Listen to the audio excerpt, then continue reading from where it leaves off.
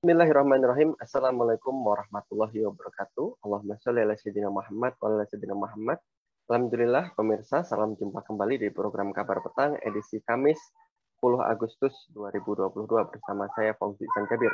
Alhamdulillah selama beberapa ke depan kita akan membaca, menelaah berita paling menarik hari ini bersama narasumber yang berkompeten di bidangnya dan tentunya dalam sudut pandang Islam. Inilah Kabar Petang selengkapnya.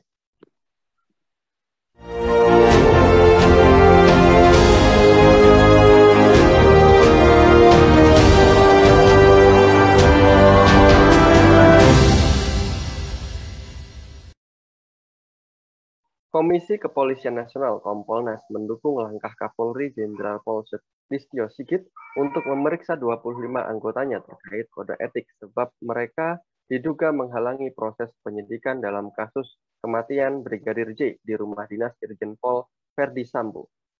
Komnas HAM minta semua pihak tunggu hasil otopsi ulang jenazah Brigadir J. Komisioner Kompolnas Pungki Indarti menilai langkah Kapolri sudah tepat. Menurut dia, proses pidana terhadap ke-25 polisi itu pun memungkinkan.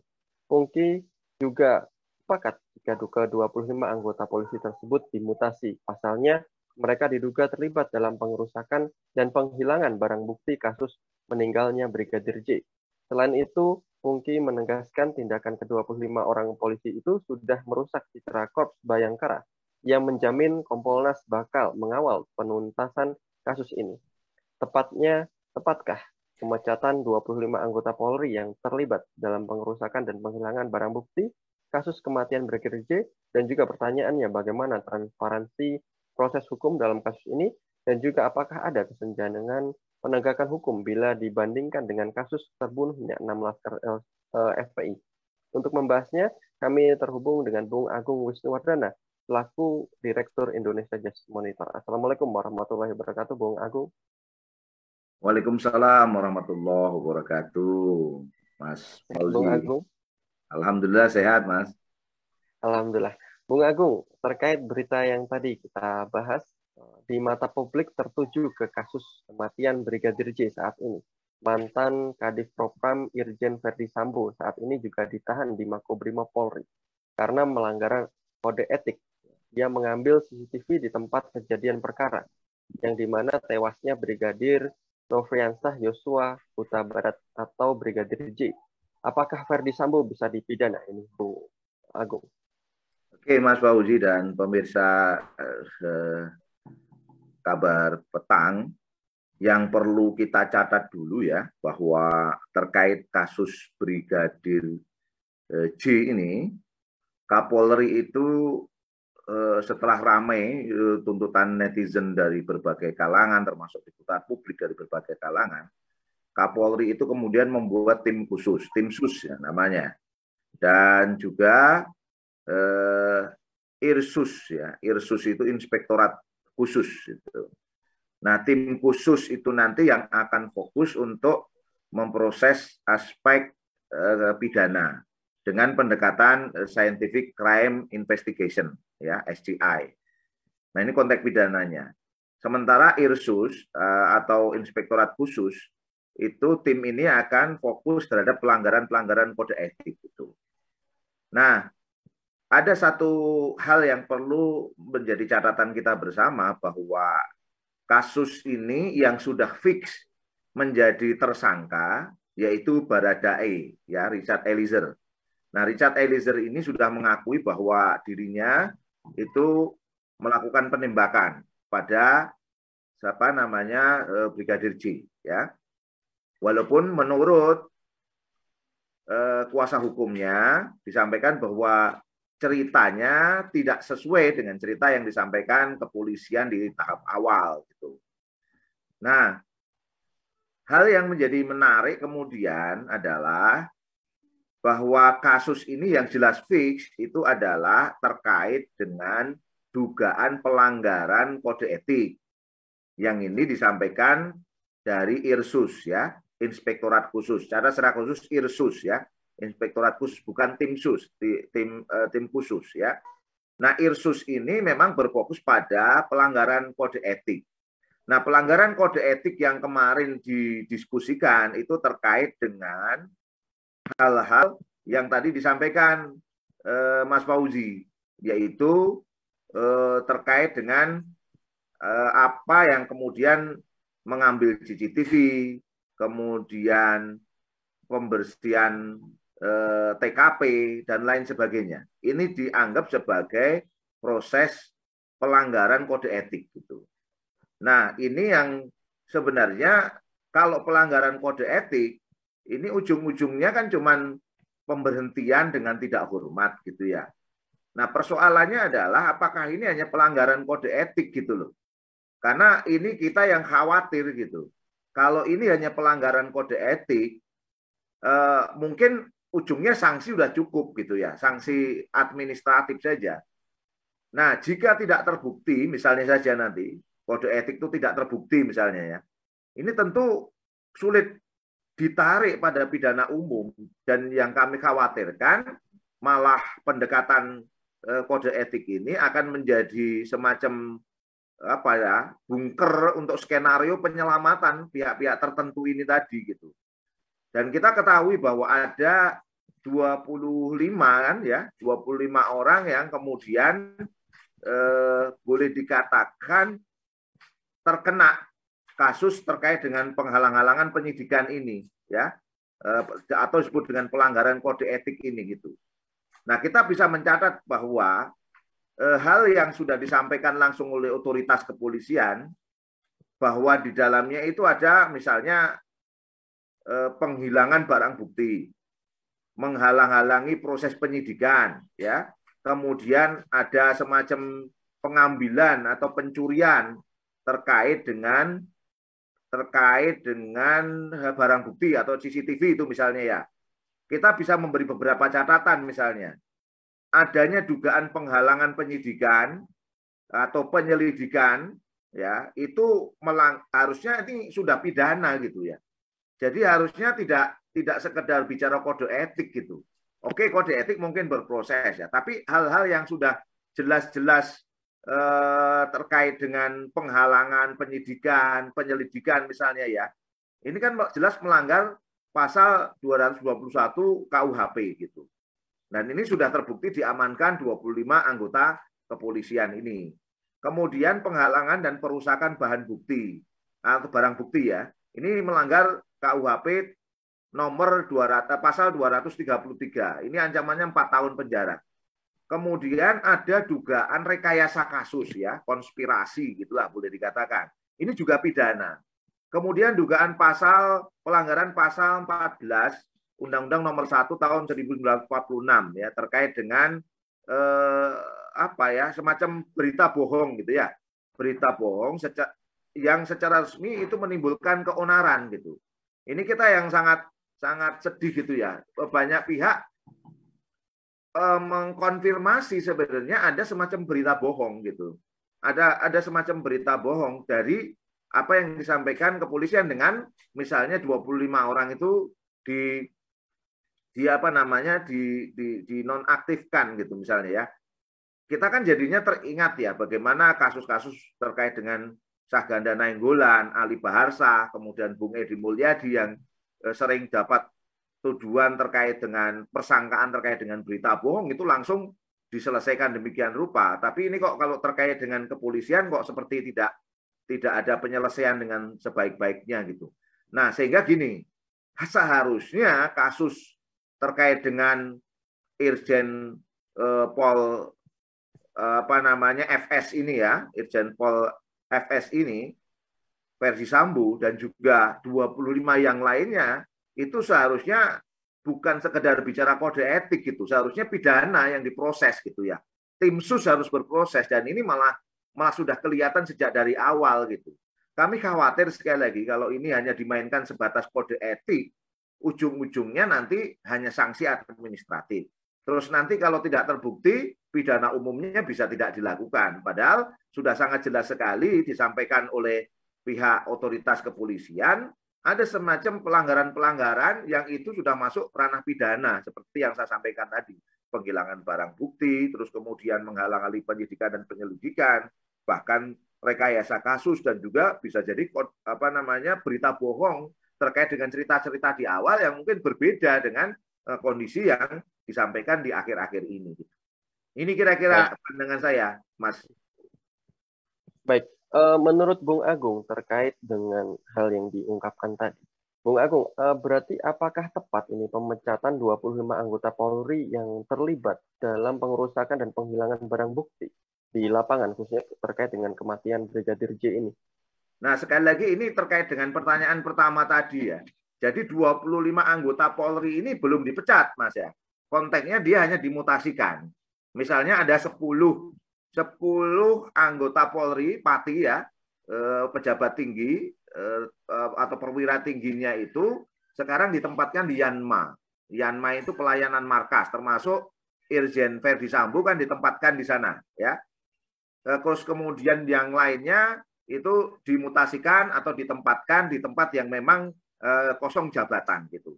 Jadi saya lihat kasus yang ada sekarang ini memang arahnya semacam pelanggaran kode etik aja. Sehingga kalau pelanggaran kode etik itu sanksinya itu mentok di PTDH, yaitu pemberhentian tidak dengan hormat ya. Pemberhentian tidak dengan hormat gitu. Nah, PTDH ini. Nah, kalau terkait pengerusakan dan penghilangan barang bukti, maka tindakan pidananya itu bukan sekedar pemecatan, Mas. Tapi harusnya masuk ke pidana, yaitu pasal 233 KUHP yang kasus itu kena 4 tahun penjara. Bisa ditambah misalnya tadi ya, saya sampaikan, misalnya terkait dengan penghalangan pengerusakan barang bukti itu kan 4 tahun. Terus kemudian terkait kebohongan itu kan bisa lebih ya. Ini harusnya kan ditangkap gitu. Ditangkap, kemudian diproses secara pidana gitu. Tapi yang ada sekarang kan hanya mutasi, Mas. Kalau mutasi itu ya bukan sesuatu yang proses penyidikan. Jadi kita perlu catat juga kasus misalnya terkait dengan penangkapan, bukan penangkapan juga ya, pengamanan Irjen Verdi Sambo beserta 3 pejabat tinggi yang lain diamankan di tempat khusus di Makobrimob itu sebenarnya kalau saya memandang non prosedural karena banyak tekanan dari publik menurut saya ya, sehingga dilakukan pendekatan non prosedural. Nah, kalau sesuatu yang non prosedural itu malah bagi saya membahayakan karena ada aktivitas-aktivitas yang dilakukan di luar konteks penyidikan, penyelidikan dan mungkin nanti persidangan. Kalau konteks ini rawan sekali terkait dengan penyelewengan, Mas. Jadi perlu kita catat 25 anggota Polri itu bukan dipecat ya, tapi dimutasikan saja. Dan 10 pejabat tingginya itu hanya dimutasikan di Yanma, pelayanan markas ya, pelayanan markas. Nah, konteks ini jelas saya melihat kalau sebatas mutasi ini harus ada proses pendekatan terkait dengan pelanggaran kode etik ya, pelanggaran kode etik saja. Nah, kalau sekedar pelanggaran kode etik ya apa ya istilahnya ya.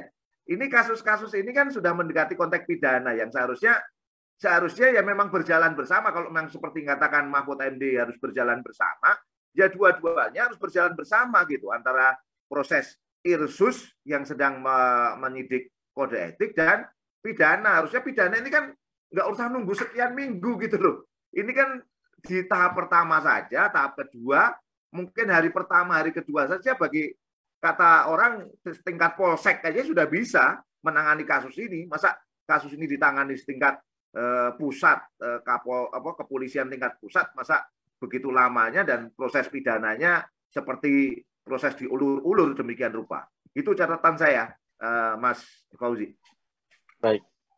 Baik, Bung Agung. Apakah terkait dengan hal tersebut, bagaimana catatan Anda terkait transparansi proses hukum dalam kasus ini, Bung Agung?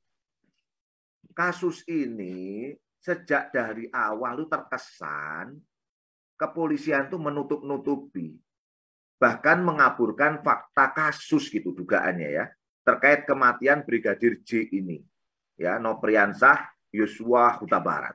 Ya. Misalnya saja, dari kronologi yang disampaikan Polri itu terdapat di awal ya, saya katakan, terdapat beberapa kejanggalan. Kalau ini pihak keluarga itu tidak memaksa untuk membuka peti jenazah, mungkin akan menjadi persoalan gitu. Kita tahu ada beberapa kejanggalan yang tidak masuk akal. Misalnya yang pertama, terdapat disparitas waktu yang kapan ke publik sekitar 3 hari. Bayangkan. Proses 3 hari untuk kasus yang sebenarnya bagi orang polisian tingkat reskrim yang biasa saja bisa memahami kasus ini sebenarnya seperti apa. Kemudian yang kedua, kronologi yang berubah-ubah yang disampaikan oleh pihak kepolisian. Misalnya contoh kasus terkait dengan tembak-menembak. Benar nggak ada tembak-menembak gitu.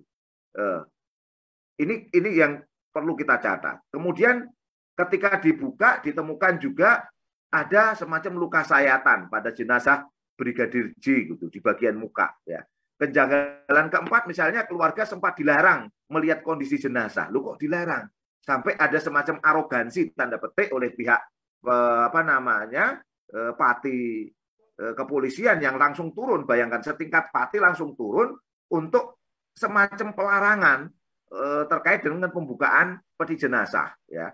Kemudian CCTV dalam kondisi mati pada saat peristiwa terjadi. Ternyata bukan mati tapi dihilangkan atau dirusak seperti yang disampaikan oleh otoritas kepolisian. Kemudian keterangan ketua RT yang juga jenderal ya menyebutkan tidak mengetahui adanya peristiwa dan proses olah TKP. Kenapa? Karena olah TKP ini kan ada kematian di Duren 3 itu ya. Seharusnya kan ada ambulan masuk ke lokasi. Ketika ambulan masuk ke lokasi kan harusnya sirine berbunyi kan. Tapi hampir orang tidak tahu. Sehingga sekarang pertanyaan menggelitik dari banyak kalangan itu adalah jenazah itu dibawa dari Duren 3 ke rumah sakit Polri itu pakai apa gitu pertanyaan. Sampai hari ini juga tidak ada yang bisa menjawabnya ya. Penuh ditutup-tutupi demikian rupa. Belum lagi misalnya keterangan mengenai luka-luka tembak antara keterangan Polri dengan keluarga memiliki perbedaan yang sangat signifikan gitu. Jadi banyak orang mengatakan ya, keterangan awal itu polisi tembak polisi di rumah polisi. Ya, polisi lawan polisi di rumah polisi. Tapi karena ada perusakan barang bukti, penghilangan barang bukti, pembersihan TKP, sehingga kemarin Pak Sulaiman Pontoh itu mantan Kabais TNI itu malah mengatakan dengan bahasa yang lebih jelas lagi, polisi lawan mafia di rumah polisi gitu. Jadi ini perlawanan dengan mafioso. Juga misalnya mulai muncul terkait dengan Satgasus ya, satuan tugas khusus kepolisian yang dibentuk sejak masa Tito Karnavian, Idam Khalid dan dilanjutkan sampai sekarang. Ini akhirnya menimbulkan problem psikologis hierarkis, problem psikologis politis, termasuk juga tumpukan dugaan banyak uang terkait dengan bisnis-bisnis hitam misalnya ya. Sehingga banyak orang mengatakan ini ikan busuk dari kepalanya gitu. Ikan busuk dari kepalanya. Seharusnya dalam perspektif yang lebih jauh lagi, kepalanya harus dipotong gitu. Ya, kepalanya harus dipotong. Inilah kondisi beberapa yang menurut saya penuh kejanggalan, penuh kondisi yang tidak transparan dan sampai hari ini walaupun ada perkembangan yang jauh lebih baik dibanding sebelumnya ya, tetapi kesamar-samaran itu penuh tanda tanya. Contoh sekarang Irsus sudah masuk ke kode etik, tapi tim sus tidak pernah menyinggung mengenai pidana sama sekali gitu. Padahal waktunya sudah berjalan sekian lama. Ini pertanyaan-pertanyaan menggelitik yang wajar saja. Kemudian citra kepolisian itu dipertaruhkan betul dan semakin buruk di hadapan publik pada konteks kekinian. Begitu, Mas Fauzi. Baik. Bung Agung, apakah kesenjangan penegakan hukum kasus kemarin ini, Bung, terkait dengan kematian Brigadir J bila dibandingkan dengan kasus terbunuhnya 6 laskar FPI ini, Bung? Ini menarik. Sangat berbeda sekali, Mas. Sangat berbeda sekali. Contoh ya, untuk kasus ini saya membedakan saja ungkapan Jokowi. Ungkapan Jokowi terkait ini. Karena apa? Karena kasus ini agak dipercepat karena 2 hal ya. Karena tekanan publik, dan yang kedua karena keputusan politik gitu. Kalau terkait tekanan publik antara kasus terbunuhnya 6 laskar FPI dan terbunuhnya Brigadir J, ini sama-sama. Tekanan publik luar biasa. Tapi keputusan politik beda. Contoh nih, terkait laskar FPI. Ungkapan dari Jokowi gimana? Ini saya langsung bacakan redaksinya saja. masyarakat tidak diperbolehkan bertindak semena-mena dan melakukan perbuatan melanggar hukum yang merugikan masyarakat. Coba bayangkan. Jadi yang disalahkan siapa? Masyarakatnya yang berani melawan aparat gitu. Apalagi bila perbuatan itu sampai membahayakan bangsa dan negara. Coba bayangkan. Aparat hukum juga tidak boleh gentar dan mundur sedikit pun dalam melakukan penegakan hukum. Apa rasa bahasanya? Beda kan? Contoh, kalau terkait dengan Brigadir Joshua, Presiden Jokowi ngomong, usut tuntas kematian Brigadir J ini dengan sejujur-jujurnya, seterang-terangnya. Beda kan? Rasa bahasanya sangat beda sekali. Keberpihakan politisnya sangat berbeda. Kalau terkait 6 laskar tadi, kecenderungan Jokowi itu mengatakan masyarakat tidak boleh semena-mena pada aparat gitu ya. Tapi kalau terkait dengan Brigadir Joshua ini harus diusut tuntas. Nah, sama-sama kejadiannya loh Mas. Kalau namanya tembak menembak, ini jujur saja kita bicara ya, namanya tembak menembak sama kan?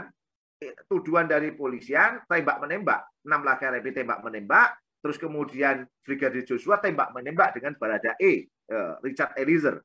Nah, kalau namanya tembak menembak kan clear, korbannya tidak hanya satu dong, tembak menembak gitu kan. Tapi apa yang diduga oleh banyak kalangan, memang ada kejadian-kejadian sebelum memang ditembak itu. Dan kasusnya sama antara Laskar FPI dan juga Brigadir J. Tetapi kita lihat perlakuannya sangat berbeda. Padahal ini terkait nyawa. Kita tentu menghormati semua nyawa ya. Walaupun Brigadir J ini non muslim, tapi kita juga menghormati nyawa atau keamanan nyawa dari setiap manusia. Nah, tapi kita coba buat perbandingan saja. Ini satu nyawa Brigadir J dibandingkan 6 nyawa Laskar FPI. Tentunya seharusnya keberpihakan politik jauh lebih tinggi gitu. Kasus Brigadir J diproses, ada otopsi ulang. Sementara untuk kasusnya 6 Laskar FPI hampir tidak ada proses-proses otopsi berikutnya gitu ya. Nah, ini hal-hal yang sangat menunjukkan ketidakberpihakan. Tapi menurut saya kasus Brigadir J ini seharusnya menjadi bagian untuk mengusut kembali kasus kilometer 50 terkait kematian 6 Laskar FPI. Makanya hari kemarin sampai pagi ini saya melihat muncul trending topik di Twitter hashtag usut kembali kilometer 50 gitu. Artinya kasus Brigadir J dengan kilometer 50 ini hampir sejenis gitu. Dugaannya hampir sejenis dan banyak yang menduga kemungkinan pelakunya juga sama. Pelakunya sama, pihak-pihak yang terkategori sebagai mafia tadi itu, ya, diduga mafia tadi di dalam tubuh kepolisian. Nah, ini seharusnya mendapat posisi yang sama. Nah, saya malah mendorong konteks kekinian ini ya kepada semua pihak termasuk kepada umat Islam agar melakukan tuntutan serupa terkait dengan kasus 6 Laskar FPI agar mendapatkan tindakan yang sama dan sejenis dengan Brigadir J dan ini waktunya untuk diungkap lagi. Jadi saya ulang lagi, ini memang sangat berbeda sekali perlakuan terkait dengan kasus Brigadir J dengan kasus 6 Laskar FPI atau kasus kilometer 50. Begitu, Bung. Baik, Bung Agung, bagaimana tanggapan Anda terkait banyaknya kasus penganiayaan yang masih dilakukan oknum polisi, termasuk kasus penangkapan yang sewenang-wenang, Bung Agung? Ya, kalau bicara tentang perlakuan oknum kepolisian yang sering melakukan penangkapan dengan sewenang-wenang ya, ini ya sebenarnya publik itu mengidentikan ya hari ini itu. Publik itu mengidentikan kepolisian itu ketika menangani kasus-kasus tertentu itu lebih mengedepankan penggunaan kekerasan yang berlebihan dan impunitas gitu. Dan ini penangkapan tentu dengan sewenang-wenang dilakukan, termasuk penganiayaan gitu, dengan kekerasan. Wah, ini Pak Agung ngomong kosong aja. Dalam temuan Kontras, ini kita langsung sampaikan aja. Dalam temuan Kontras, dari 62 kasus penyiksaan yang mereka catat sepanjang Juni 2019 hingga Mei 2020, kepolisian itu bertanggung jawab sebagai aktor dari 48 kasus diantaranya, ya, 62 kasus penyiksaan yang dicatat oleh Kontras, itu 48 kasus diantaranya itu dilakukan aktornya oleh kepolisian. Dari 62 kasus tersebut tercatat 220 korban dengan rincian 199 orang luka-luka dan 21 orang tewas. Data ini juga belum mencakup berbagai kasus penyiksaan dan yang tidak muncul di muka publik. Ini yang tercatat secara administratif dan diketahui oleh Kontras gitu. Belum lagi yang seperti bangunan gunung es yang mungkin di luar pengetahuan publik, bisa jadi kasus ini lebih banyak lagi. Sehingga mendasarkan diri pada data yang disampaikan Kontras ini, memang akhirnya tanda petik ya, institusi kepolisian hari ini mendapat brand atau citra di hadapan publik memang sering menggunakan tindakan-tindakan kekerasan yang berlebihan dan impunitas dalam menangani kasus dan dalam penegakan hukum. Dan tentunya ini tidak seharusnya dilakukan. Itu catatan saya, Bung. Baik. Bung Agung, dari rekam jejak Polri selama ini, menurut Anda apakah masih ada kultur kekerasan di Kepolisian Negara Republik Indonesia ini?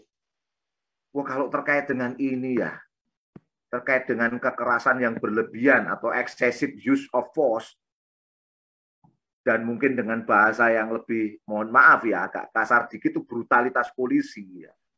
Hal ini nampak dalam penanganan kasus misalnya demonstrasi oleh kepolisian gitu. Pada rangkaian demonstrasi misalnya Undang-Undang Cipta Kerja, Amnesty Internasional Indonesia itu menemukan setidaknya ada 43 insiden kekerasan aparat antara 6 Oktober hingga 10 November 2020.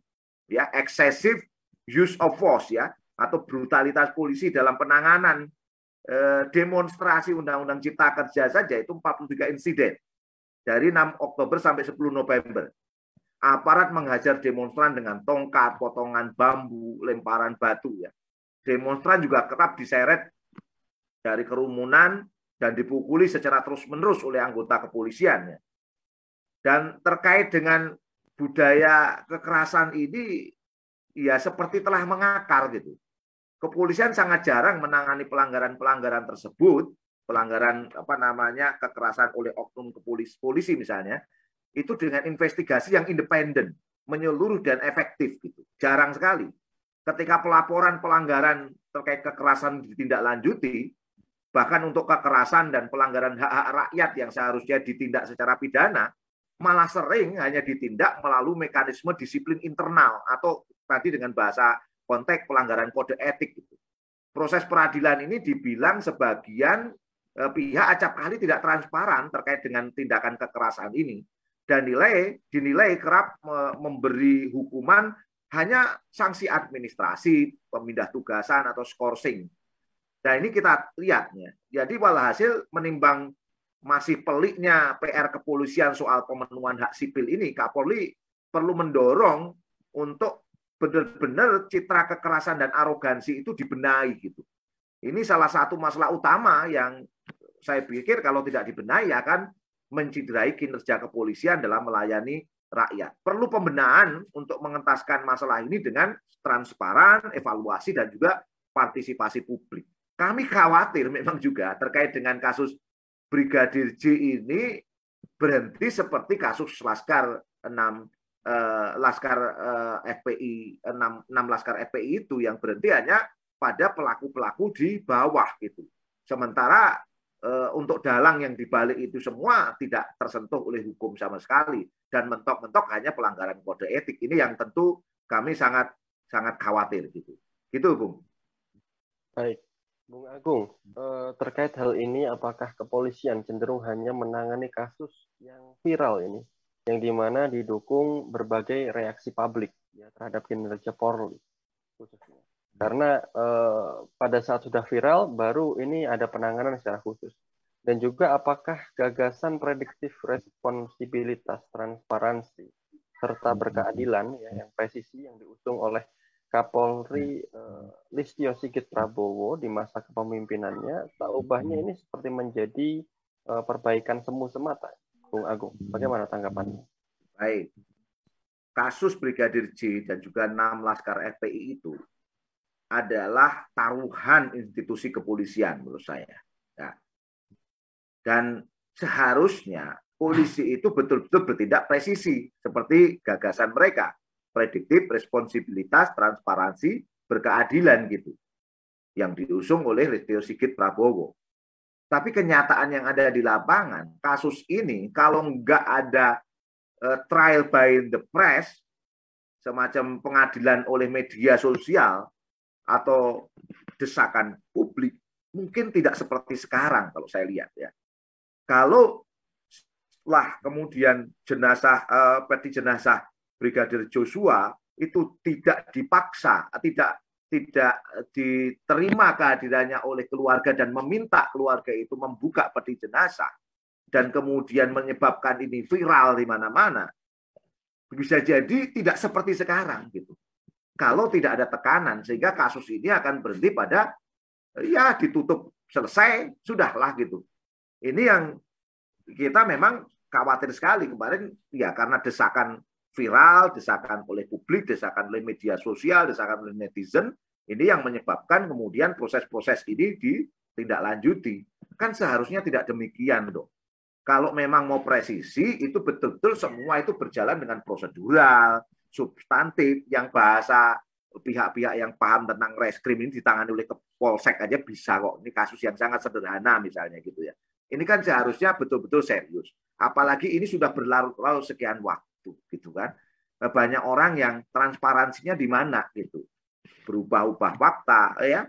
Kemudian responsibilitasnya di mana gitu. Kalau kemudian kasus ini mundur sekian waktu.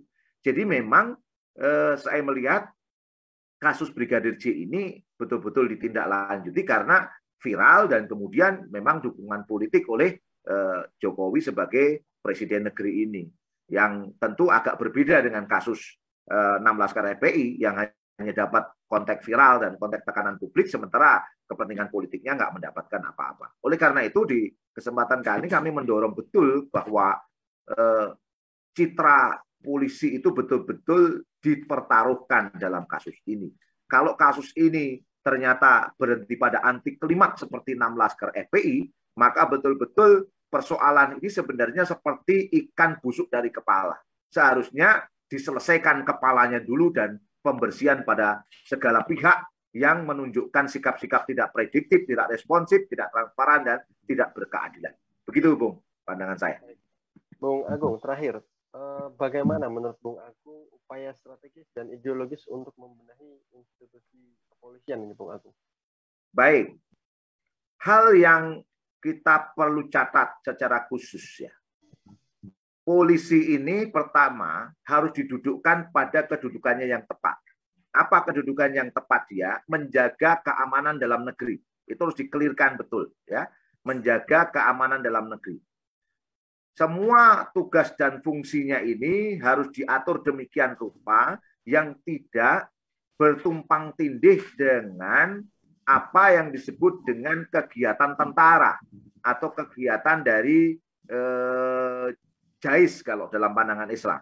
Ya, oleh karena itu posisi kepolisian ini akan berhadapan dengan rakyat, akan berhadapan dengan rakyat. Karena tugas fungsinya kalau dalam pandangan kita adalah salah satunya menangani hal-hal terkait dengan penyerangan harta, penyerangan jiwa, dan penyerangan kehormatan manusia. Untuk kasus 6 Laskar FPI dan Brigadir J, ini berarti posisi kepolisian itu menangani terkait dengan penyelamatan jiwa manusia.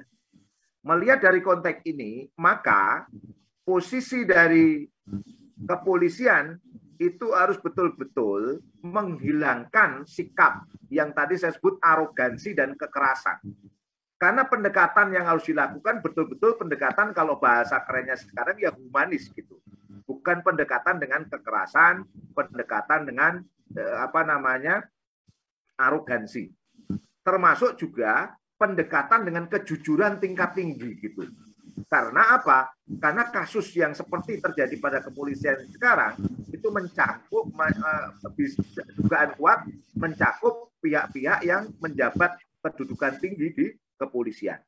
Nah, oleh karena itu, hal yang pertama penting karena tugasnya polisi seperti yang saya katakan tadi, maka kepolisian harus memiliki karakter yang betul-betul unik gitu. Apa karakter unik itu? Keikhlasan, akhlak yang baik seperti tawadu, tidak sombong, tidak arogan, penuh kasih sayang, tindak tanduknya juga baik seperti murah senyum ya, mengucapkan salam, kemudian menjauhi perkara-perkara yang subhat, bijak dan lapang dada, menjaga lisan, berani, jujur, amanah, taat, berwibawa dan juga tegas. Nah, karakter ini mesti dibentuk sejak proses pendidikannya. Oleh karena itu proses pendidikan dari kepolisian itu seharusnya bukan seperti pendidikan militer. Kalau kita melihat pendidikan kepolisian hari ini, pendekatannya dengan pendekatan militeristik. Pendekatan militeristik ini tentu akan menjauhkan konteks yang tadi penuh kasih sayang, kemudian penuh humanistik gitu ya. Ini yang harus dicegah betul-betul. Terus kemudian yang kedua harus dibangun betul-betul partisipasi masyarakat secara luas. Partisipasi masyarakat secara luas. Agar apa? Agar tugas-tugas kepolisian tadi mendapatkan balancing power. Balancing power dari kritisasi dari masyarakat terkait dengan proses yang mereka lakukan. Kemudian yang ketiga, tentu aturan yang tegas dari pihak negara. Aturan tegas itu maksudnya bagaimana? Kalau memang ini kasus terkait dengan kepolisian ini betul-betul mengenai kepala ikan, tanda petik, dan kita tahu busuknya ikan dari kepala, maka harus diselesaikan dari kepala. Kalau kepalanya itu sampai level Kapolda, maka harus diselesaikan sampai Kapolda. Kalau levelnya itu sampai misalnya juga Satgas khusus, sampai juga kepada Kapolri, maka kepalanya harus diselesaikan dari tingkat Kapolri. Terus konteks ini diselesaikan di mana? Maka pemimpin negara harus turun dalam konteks ini kalau memang busuknya dari kepala. Nah, dengan 3 langkah ini tadi, karakter yang baik, kemudian yang kedua balancing power dari masyarakat untuk menjaga citra institusi kepolisian itu betul-betul bagus. Terus kemudian yang ketiga hukum yang tegas, termasuk kalau kepada kepala, maka ini akan membangun satu sistem kepolisian terjaga dengan baik dalam proses penataan kepolisian yang lebih berwibawa, lebih humanistik, lebih baik di masa-masa yang akan datang. Begitu, Bung, pandangan saya. Baik, terima kasih Bung Agung Wisnuwardana dari Indonesia Justice Monitor. Alhamdulillah atas kesempatannya, kami ucapkan terima kasih. Pemirsa, program Kabar Petang, alhamdulillah telah kita selesaikan program Kabar Petang kali ini. Jangan lupa sampai bertemu kembali di waktu yang sama, di channel yang sama. Akhirnya juga jangan lupa subscribe, like, dan juga share sebanyak-banyaknya konten kami. Saya Fauzi Tanjabir bersama kru yang bertugas mohon undur diri. Wassalamualaikum warahmatullahi wabarakatuh.